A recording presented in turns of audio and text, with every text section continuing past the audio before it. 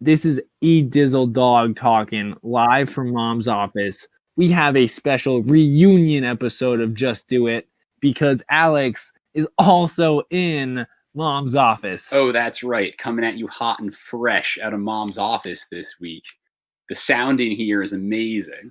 I think I smelt something else. I think we might have a butter dog in our midst. Oh, baby.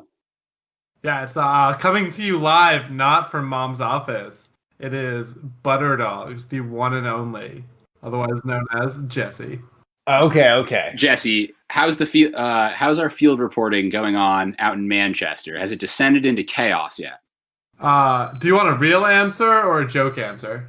Well, I hear the rice cooker going off, and that could only mean one thing, so... We're not at all editing this part out. Oh, it means the Asians are coming to invade. Oh, no. I think they've already gotten to them. I didn't see it firsthand, but apparently there are a lot of men with large guns guarding one of the local Jiffy Lubes. So that was kept safe. There were no protesters there, just men protecting the American way of life and the Jiffy Lube. Of course. What other places are being protected by, large men with larger guns? I know there were some riot cops just wandering up and down the city, presumably just smacking homeless people, for rioting, obviously. I don't know what else. It is protected by big men with big guns. The climbing gym. Have you seen those boys?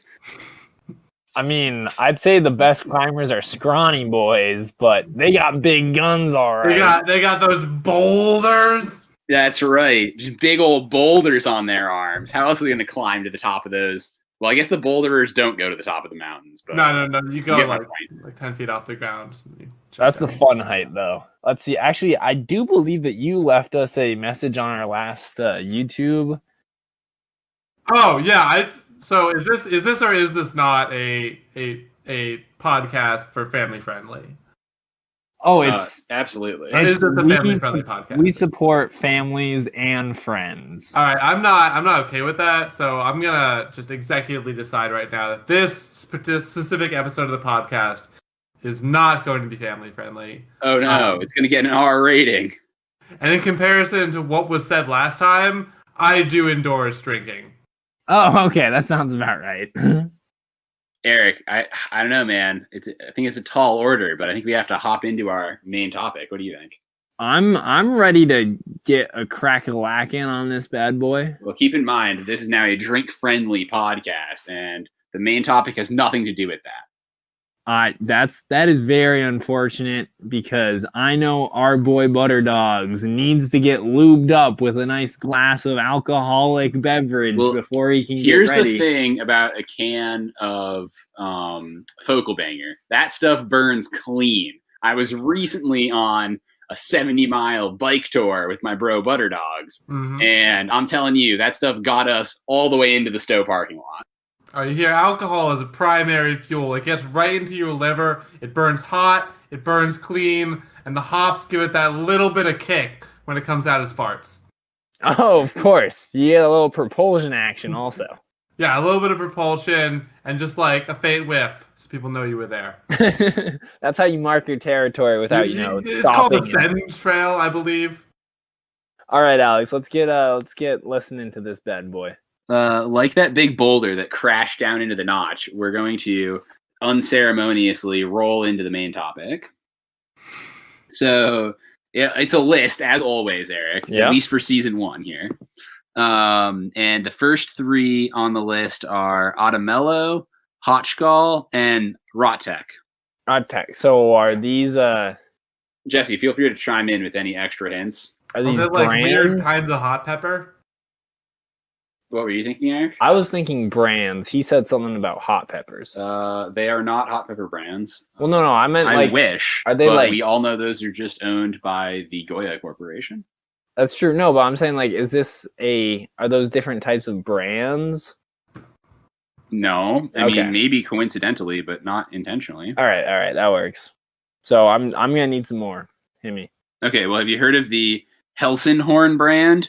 The Pizzo Coca variety of pepper, or the Vesselspitz Jacket Company? So you're just being a terrible person by confusing me by saying, hey, it's a company, it's a brand, da da da. So I have no idea what you're trying to get at. I'm gonna go with We got a list of things here. Wheels. Wheels. Yeah. Adamello, Hotchgall, Rotcheck, Helsingborn, Piso Coco, and Vesselspitz. Yep, that's the one. I don't know if you know your German or your Italian very well. I do not. Are they like Alps or something? They are. Today's main topic is the list of mountains of the Alps above 3,000 meters. The next three were the Eiger, Mont Blanc, and the Matterhorn. Okay, well, I would have gotten it there. Yeah, I figured. Contrary to popular belief, my European geography is much better than my Australian geography? Southern Canada. Oh, of course. Geography of Southern Canada. Yeah. Do you guys have a favorite Alp over 3,000 feet? The Eiger's at 3,967. I'm going to have to say Titlis just for the name. Titlis is pretty good. That is a solid one. I could get behind that. One of like 3 Alps I know, and you mentioned the other 2. Mont Blanc is very creative in its name scheme, so I might give it that one because, wow, White Mountain. So cool. It's pretty white. One of my favorite is the Zugspitze, but the Zugspitze is not over 3,000 meters, unfortunately. So then how could it be your favorite? Translate to Zugspitze? I have no idea. Something about like tall, something mountain, pointy mountain maybe. It's the highest mountain in Germany. Is this what you get when you don't let the natives come up with way better names? Yeah, probably. I think the Bavarians live there. I just am a fan of good mountains with names like Uluru and Denali that are various indigenous languages for go home white people. I'm more of a Mount McKinley kind of guy. Nothing's better than, Pikes Peak. It's just something about it just really describes the land and the people that came before us, If we're talking about white mountains, naming them after presidents is pretty classy. So that is another point for Mount McKinley. That's true. That's fair. Well, I have some more Zugspitze facts for you. They're in the Wetterstein Mountains, but it refers to the wind gap on the summit. So, Eric, here's the deal. I will go get the peppers because we made a bet last week, perhaps foolhardily, on a little spicy segment for the well-educated and not yet looted part of town that we call the Young Rappers Project. Yeah, exactly. This is going to be something. So we had to wander through the comment section down beneath this here video to figure out who had won last week in the Young Rapper Projects. And I think it was a tie, believe it or not. So with 1 vote going to Eric, 1 vote going to Alex, I really hope that we don't have to, both share in this adventure. So, Jesse, I think this comes down to you. Who won? I was gonna say I didn't vote on last week's video, so in a lot of ways my vote is the tiebreaker. Okay. I would like to say it's a tie. They were both equally good. We failed to get a actual chili because our plans are just wonderful. So now we're taking spoonfuls of hot pepper flakes. It's for the art. Herbes de Provence from our dad's secret stash. Oh, yeah. So, Alex, are we just sending this thing? Go, go, go.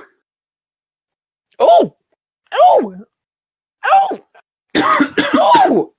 Oh, that's hot! Oh! I'm on fire, okay, baby. These streets are burning down now, baby. Someone call the fire department. Welcome to Just Do It, the podcast with hot rhymes and even hotter pepper flakes. It was such a good idea. All right, Eric, you want me to throw down a fresh beat for you? I mean, I know it's going to be steaming, so yeah, go for it. I grew them right next to my hot peppers, bro. All right, this is The Devil Inside by A Dead Kraken 24. I am on fire. All right, you ready? Some people can just look away. Some people don't notice right away. Some people watch and smile, and all people have a devil inside. No one is pure light. Oh, no one is eternal darkness. Ooh, balance must be accomplished through any means. Yeah. It's the way of fate to balance good and evil, and even in the good, have a devil inside. I've heard people say that without light, there would be no darkness. So why does darkness fight? And I always ask that without the darkness, there would be no light. So why do we want it gone? Ooh, it's so hot, baby. Ooh. And I always ask, darkness could be destroyed. Poof. Just gone like that. But how would light then be defined? People won't admit it, but they rely on the darkness for at least some entertainment, even if they don't smile at it. Because all people have a devil inside. Oh, that's a hot Alex. Woo! It's a good one. Oh, man. Yeah, you were spitting some hot ones. I can taste the fire through the mic. All right, I'll hit you, Alex. I'll hit you. Someone's got to. I think Jesse's got to lay down a beat for me. All right. Oh, you're right. Jesse, lay down that beat for You got me like a. Where'd you get these How beats? fast Go do you down want to the go? Give me like a 1, 2, 3, something like that. Oh, just you go free. Whatever. Free solo. Oh man, you're braver than I am. All right. I'm already on fire. This is Through the Mesh by Troublemaker. All right. Let me just get the mic real close so you get the good reverberations going. Straight from the heart. My back porch has become my friend, better than the rest. It lets me sit in silence for a while, facing west. Here I see the sunset, and I'm the weeping willow cry. Here I am alone myself, where I can laugh or cry. The sunset is beauty, and the colors rich and gold. There I think of stories, rant and lyrics, new and old. On the porch I catch the light, you sit in the darkness too. I wave to the stars so high above, breathe in the morning dew. Here I see the world, more of the world, more secrets fit together, protected, finding shards of hope and joy in all the weather. The porch becomes my comfy chair, its walls are like a hug. Wish it's sleeping through the mesh and keeps away the bugs.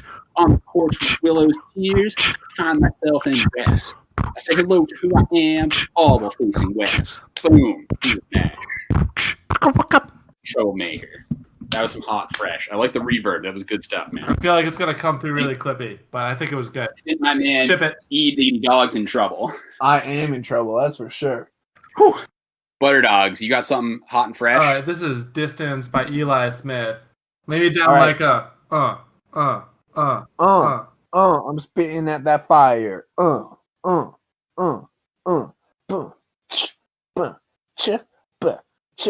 Boots, cats. You should go to sports games, gather up in crowds, yeah, yell to the good we are, point, shout, and scream, skirt, playing sports to take in walks, not caring what the day was. This is where the hug goes. Cats. Here it goes. Now we watch the Bulls like a tweet about our lives that we sit alone, home screens glued to our eyes, getting out every so often, cutting back inside. If you ask me how the day is, we met the door applied, just staring eyes, waiting for a better time. Wow, that was hot. Fire. That was fresher than the beats I pulled up this morning, and it was hotter than my lips. Butter dogs. That was good. Flakes. I didn't know this, but it turns out that butter wrappers are incredibly flammable. Because that And was I think hot. we found out why. That was good. That was really good. I'm Jesse. dropping. I'm rolling. Because that was on fire. Well, if you were rolling, that means we just rolled straight out of the Young Rappers Project and into big fat questions from the internet. Yeah, no, we're talking large and in charge. We're talking triple wide. We're That's talking right. Alex's mama on a nice warm summer day. Super large. I think we call those big chonkers. Anyway, roll them windows up. Wait, Eric, Mom listens to this podcast. What are you doing? Anyway, roll those windows I up. said hit your the air mama, not conditioning, my mama. and let's give the advice to the people. Oh, loud. These are the coming. answers they didn't need. They didn't know they needed. All right, Alex, I got a question coming at you, okay? All right. This is from the user Catching Rays. And they're asking, if you grew a third nipple, what would you name it? Another naming it question. Hey, people really want to know. They heard what we think about all of our cool names, and they just want more. Jeremy. That's Jeremy's a nipple? not bad. I haven't named my other two nipples, but I've had a third one. I think the third one gets a name. That's interesting, because I have named my nipples. We have Alma Jew and Beatrice. So then I think I interesting names. I think I have to go for a C because I already have A and B in Alamoglu and Beatrice. So I'm going with Chagrin. Chagrin is my third one. CH, of course, for Chagrin. Pretty interesting alternate names. I mean, obviously, my nipples are Thunder, and I haven't gotten around to naming the right one yet. But when I think of a good name, I'll figure it out. Something to go with Thunder. Yeah, something that naturally comes with Thunder. Like stick. Thunder stick. Maybe. You know, that's what But the third nipple, my third nipple, he's a Paul. Paul. Definitely a Paul. Mm-hmm. Yeah. So is that because it's appalling to think of you with a third nipple? No, it's just, you look down, he's got to be a Paul, It's one of those things. Where is the third nipple? Is it like in line with the other two, or is sort of it like below and offset? Is it where your solar plexus is? No, mine's on the back. I don't know why, but it's the back. You know that back roll of fat everyone has? You just got a nipple right on there? There's a nipple. Okay. That's probably it's my move. You should get that looked at. Huh. I mean, it's down and inside just a little bit. Of course, it's offset. Look weird if your third nipple wasn't offset. That's okay. Yeah, I was gonna ask what the purpose of the third nipple is, but the first two don't really have purposes either. So I think you just roll with it. Well, everyone knows that the third nipple is the only purpose of the third one is to make sure that middle schoolers wear shirts when they go in the pool because they're sensitive about their third nipples. What if they just start wearing crop tops, though? I don't want to see middle schoolers in crop tops. Well, that's why the third nipple's lower. It's just sort of, it's out there. It's right kind of on the edge. It's no good without a full t-shirt. Okay. You risk a risky bottom nip slip out of the crop top. All right, Alex. So whoever that was, what, Chartreuse, Paul? No, you're talking about my nipples. No, this was our boy Catching Rays. Catching Rays. Well, obviously you should go with Chartreuse. Or Paul, or whoever Jesse said. I don't think you even said anything. But whatever. Jeremy. That's right. Another good name. Do we have another question? Oh, absolutely. All right, we'll grab those flashlight thingies that they have, clear the landing zone, and let's taxi this bad boy. Okay, Andrew March at Marshy PGA Golf says, I was doing a bit of research on the best types of bunker sand for golf courses. Plenty of things to consider. Any suggestions on what works best from any of my followers in the trade? Okay, so believe it or not, I am in the trade. You might be looking at me like, Eric, what kind of trade is that? And it's sand salesman. I am a sand salesman. At least that's what I'm hoping to be one day in this world. So everyone knows that you're going to want probably a USCS classification of probably fine, medium grain sand.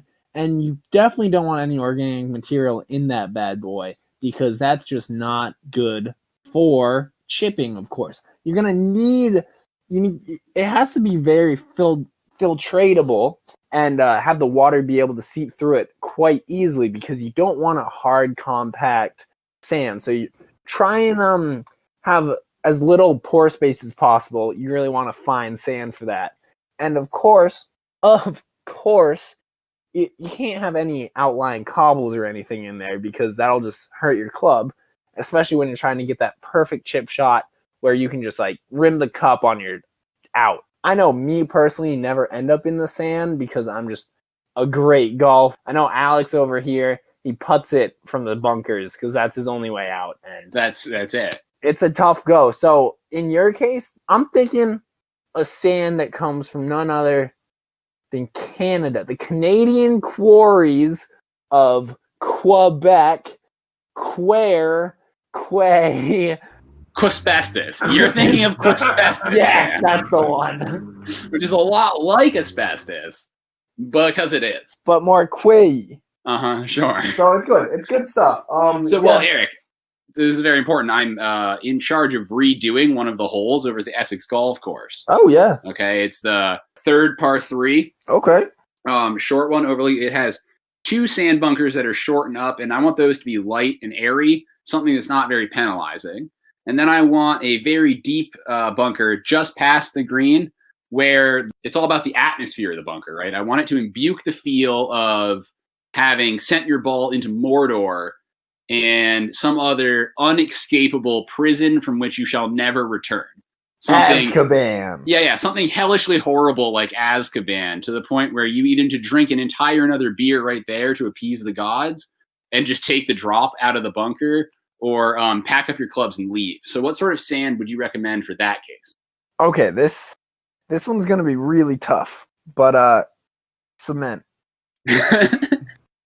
The bunkers have to stick into it like gluey. Exactly. I'm talking cement dust with big, large chunks everywhere. So that way, when you're furiously sweating, it's going to actually settle and become even harder and break all of your clubs when you try and come out. Oh, like unfinished cement. Yeah. Will it set up in the rain and we'll have to jackhammer it back out every time it rains? If you care enough, yeah, I guess. But so we'll just leave a power tool instead of a rake. Oh yeah, no, you're gonna want a jackhammer and a nice outlet or something. However, those things operate. Oh, we'll get it installed. All right, now run the lines out there. Not to disparage Eric, who is a wonderful sand salesman, but if you want a second opinion, this is what Butterdog's Sand Emporium can do for you. All right. Our competitors will often source their sand from far away, unknown places such as Canada and Quebec. Two different places, obviously. We think that that's a little suspicious. We should buy American. And to save on transportation costs, we can get you premium quality sand from the best places in America, namely the sand traps of other golf courses.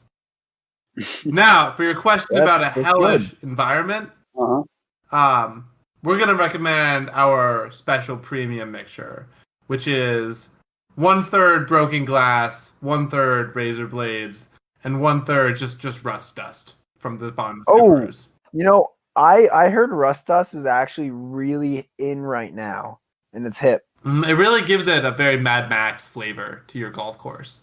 Yeah, Mad Max is what we're trying to really invoke here. Yeah, you want every swing to have you coughing up red. Fortunately, one of the sponsors of the new Essex Golf Course redevelopment plan is the boys down at PMT. And so when you walk into the golf course with your T card, comes a can of chromium spray paint. So in that case, you can go into Valhalla shiny and chrome. Oh, you know I'm going into Valhalla shiny and chrome.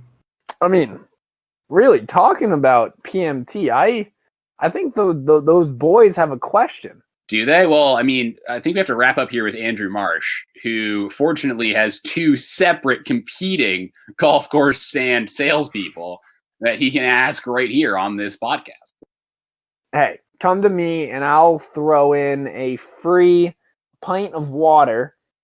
It's some sort of water. I don't know. It came from my golf course, the only golf course where people play at, and, you know, they say it's decent. So you're going to want that, buddy. It's good. No.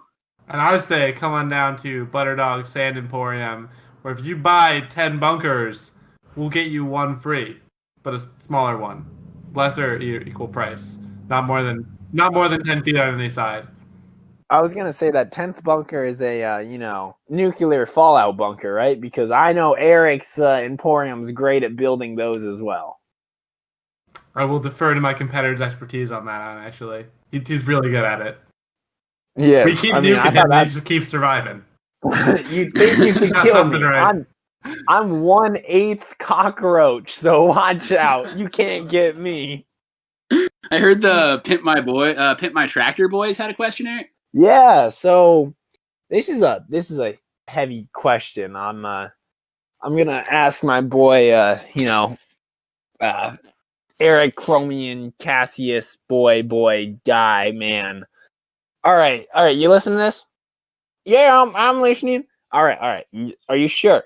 Yeah, I'm listening. All right. Here we go. So a GT 245 John Deere model all of a sudden died.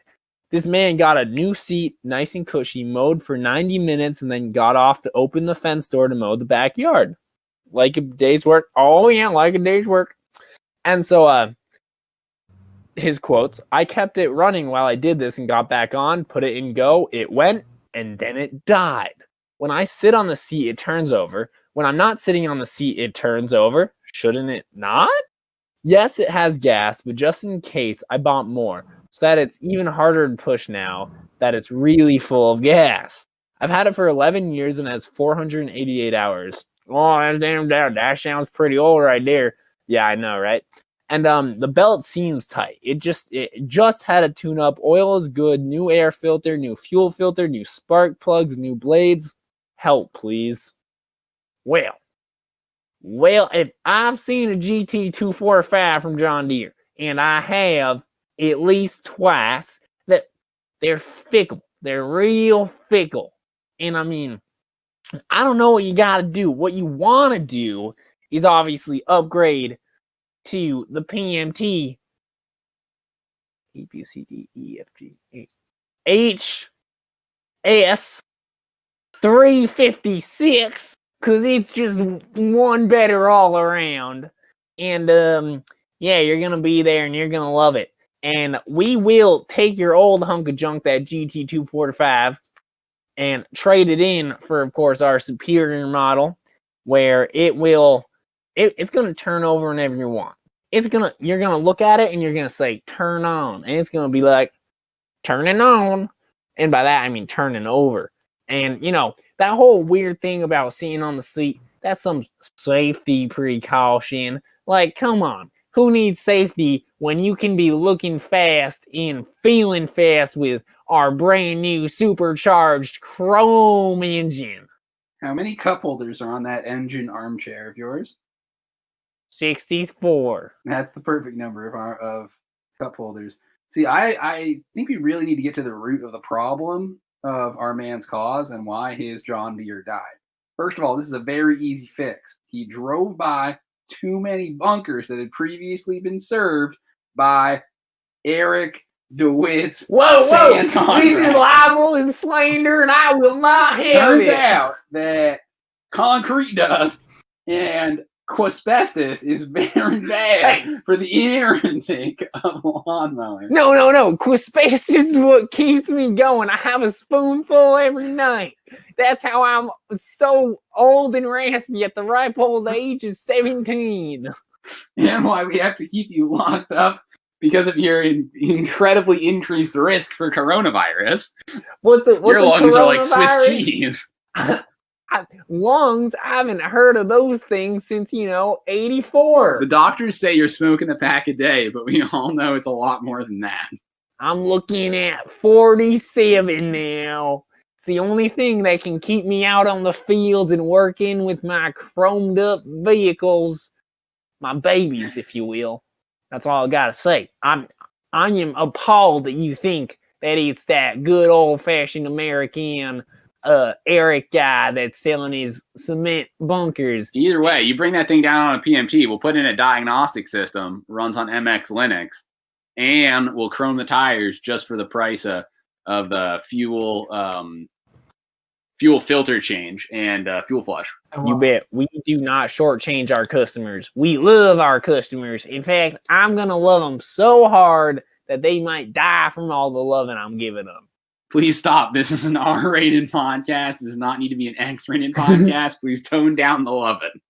Yeah, man, that's pretty harsh. I mean, it's not like we have Dwayne The Rock Johnson on Dwayne The Rock Johnson sort of love here. Hey, man, that is art right there. Just like my tractors. My tractors are art pieces. You know it. Tax breaks for all. Let's go. I love America. All right. Thank you. Thank you, Eric from PMT. Well, I have one more question that is specifically tailored for our guest this week, because I know he has strong opinions on these sort of things. I have many strong opinions. This is going to become KB Food Photos at Kasaya Kate asks, #ask Twitter, I'm looking to purchase a coffee machine and I have no idea where to even start. Can anyone offer recommendations? Less keen on the pod type gadgets, as I understand they can be environmentally dubious. All right, first of all, machine is a dirty word. These are artisanal brewing devices. Second of all, you're looking at $150 for a full setup minimum. If you spend any less than that, it's not real coffee. I'm sorry. Doesn't count. If it plugs into a wall, no good. So you're going to want a hand grinder made out of lightweight titanium. I'm not going to tell you where to find this because you should know already.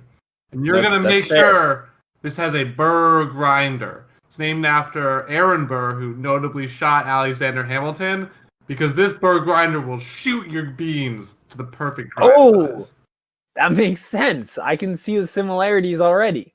Now you're going to want a particularly coarse grind, as is fitting for an R-rated podcast. What you're going to do after you've ground these beans, you're going to get at least a 3-liter French press. 3 liters. Holy cow. That's good. That's good stuff. That's a good sized coffee for a day, I think. And you're going to want to put about 16 ounces of beans in there. Grind them nice and coarse. And then you're going to need good water, obviously. I recommend buying artisanally sourced raw water from the very own Smuggler's Notch spring. No, there's no bottle. There's no bottling company there. So you're going to have to pay me at Smuggler's Notch Water Emporium about $50 a liter for this. But if you do it all right and you get the water to exactly within 1 degree Fahrenheit, you should have your perfect cup of coffee. Start your day.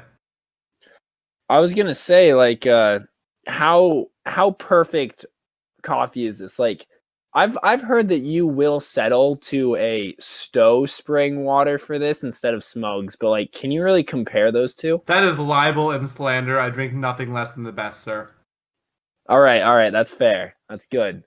What do you have to say to the people that are too broke to buy your Smugs spring water themselves? Like, do you think that they're allowed to go up and, bike all the way through the notch to get the water themselves, like, how the pioneers did it?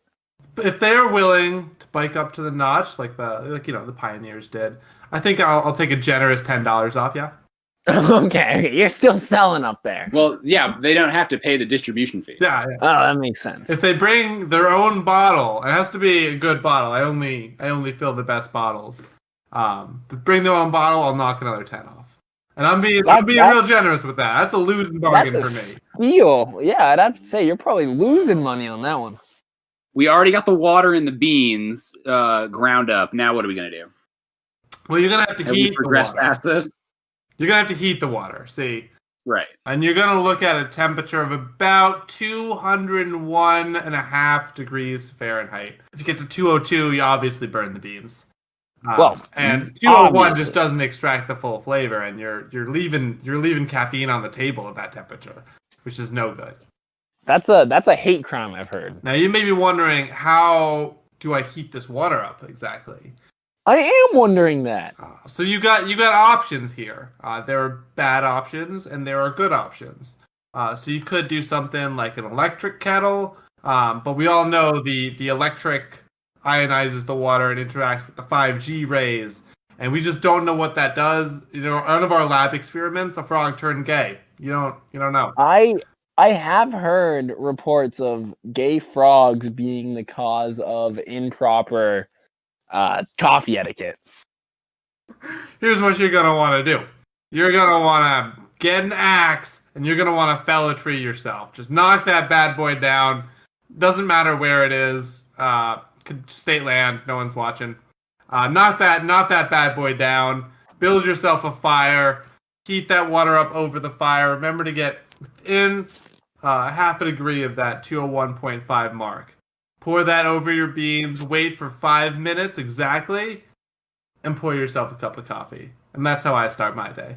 I mean, I chop a tree down. Your man A Zizzle chops a tree down every morning. Mm-hmm. Well, and then I donate the wood I don't use to poor people, to homeless people that can't afford to cut down trees every morning, so they can also have coffee. That's good. Giving back to the community is what's really important. Mm-hmm. So yeah, I guess that's the real reason why I've heard coffee is such a terrible thing for the environment, is because, it requires people to chop down a tree every day, which, I mean, on one hand, you're perked up and living a good life because of coffee, and on the other, that fake thing everyone says is climate change, is burn the planet. But if we don't have coffee, it might as well be burning the planet ourselves, right? Well, we have to plant more trees. And can you imagine trying to plant trees without your cup of morning Joe? I couldn't. Nope. power, that invigorating power of caffeine in order to plant 2 trees every day. Yeah. That's part of my afternoon routine. That's good. That's good. Looking out for the planet, one polar bear at a time. So do we have any more questions, or is it time to move on to news and fake sports and fake news and real sports? That one. We're doing the sporty sports, Alex. Well, I have news in the Marble League Racing Division. Do you have any news in Rodeo Roundup? Come on. Do you want to hear anything on the great sport of PBR? Sure, hit me up. So we got professional bull riding. It is a sport, would I tell you? Except no new news from it, that's for sure. The only new news that we have is that there's planning to be a new bull riding team competition that's going to happen in Sioux Falls, South Dakota. It's going to be a month-long thing where I'm just looking forward to it. It runs from June 5th to July 12th, and it's going to start in Vegas and end in South Dakota. And so it's the Monster Energy Team Challenge, and it's gonna be great. We got 48 athletes, 12 teams, a whole lot of angry bulls, and some great stuff to watch. I'm looking forward to it. How's my bull doing? Do you think he's gonna be there? Oh, I think I'm legit too's got a chance. He's been watching the tapes. He knows how to get angry and get 100% buck off rate for sure. Absolutely. He's going to get 100% buck off rate, or, I'm going to have a word with him. I know. Hey, I've heard you two have been getting real close in those stables. Well, I gotta groom and make sure he's doing well, Plus, I got to hear who's doing what.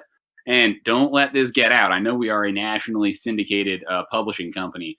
I heard a rumor that other bull, like 2 stables up in the rankings. Yeah, I think Hocus Pocus. Hocus Pocus. You know what I heard? What? I heard there's steroids in his hay. Just saying. Whoa. I don't know how they got there. Oh my goodness. Probably his trainer. Okay. Definitely his trainer. He's not clean. There's no way. How else is he going to have a 100% buck off rate? It is very strange because I have seen you go into the pharmacy and picking up a large amount of steroids, but that has to be a total coincidence. Oh, right? No. Those bull steroids, that's how I make drugs on this. I sell those to druggies. Oh, yeah. That makes sense. Definitely don't tamper with any other bull's feed in the bull house. That's good. Yeah. Yeah, that'd be bad. Yeah, hey, Hocus Pocus is probably feeling a little off edge and wants to get his power back, so that makes sense if he is.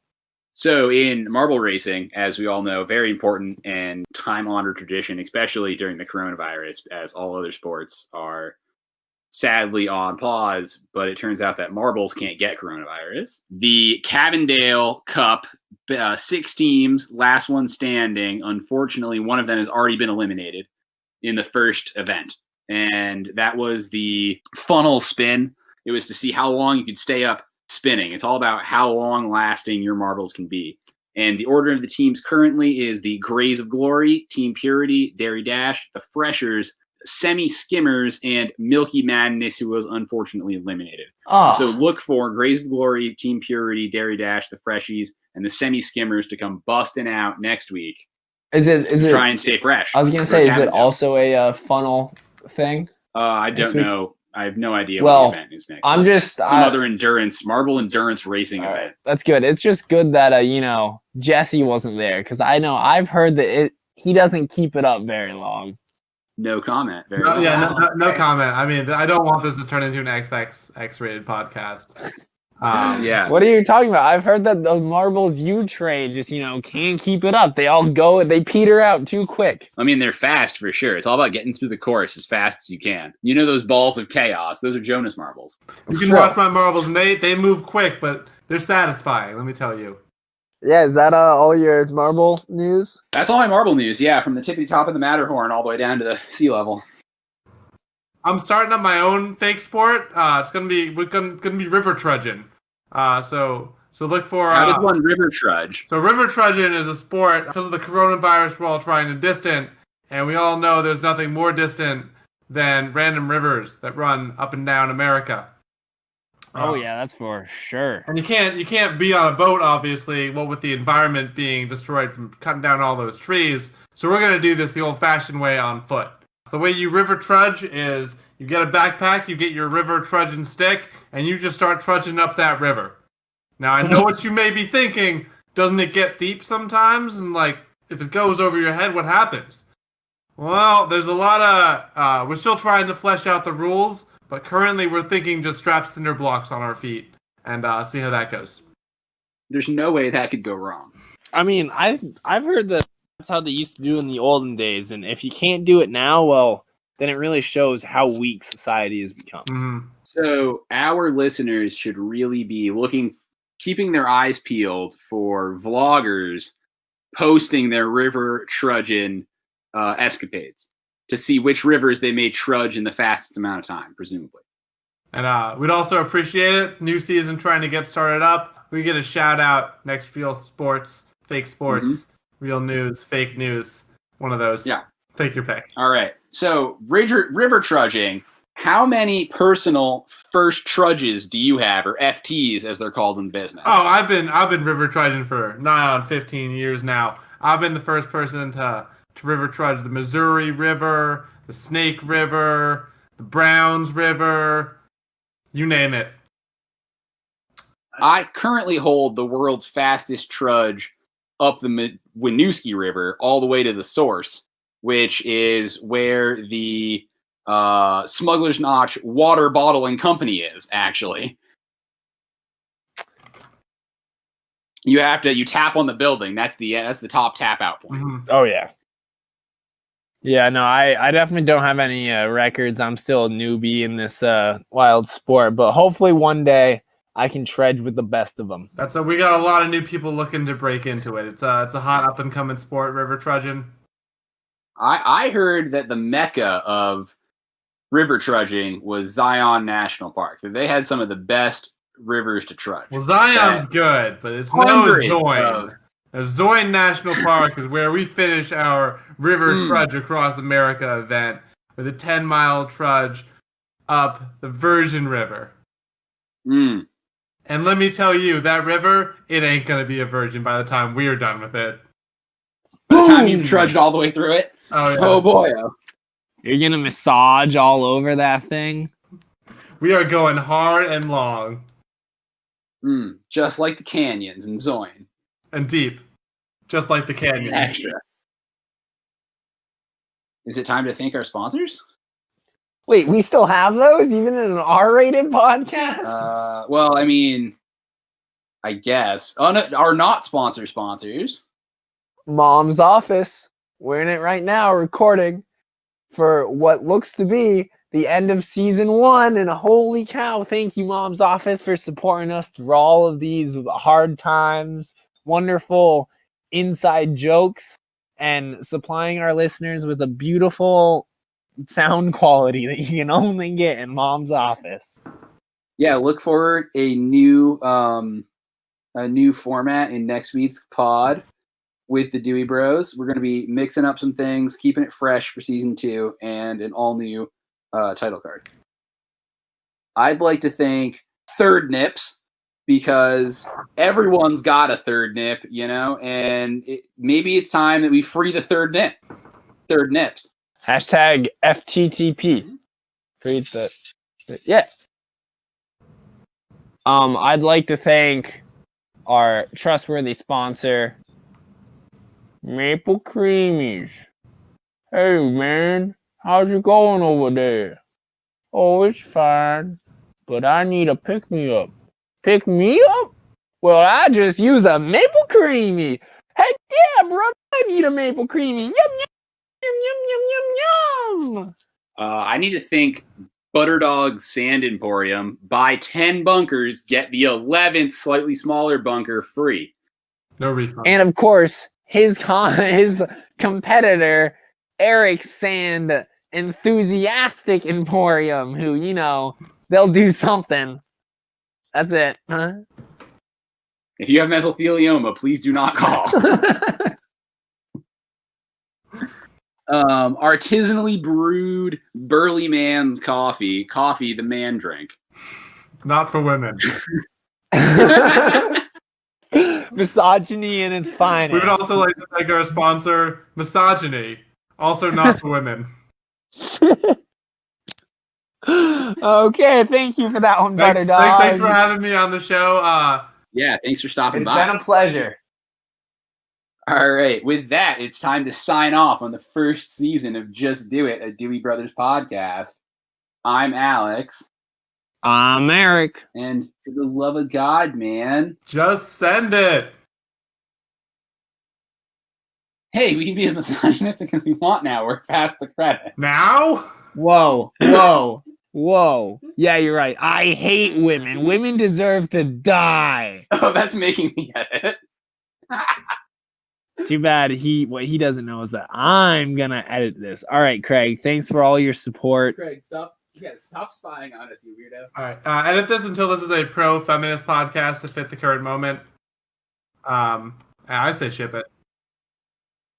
So if you're a man, and only men can appreciate true good coffee. Oh boy. Yeah, raunchy. R for raunchy. Raunch Masters, Alex and Eric. This is a late night podcast, which is why it premieres at 9:30 in the morning.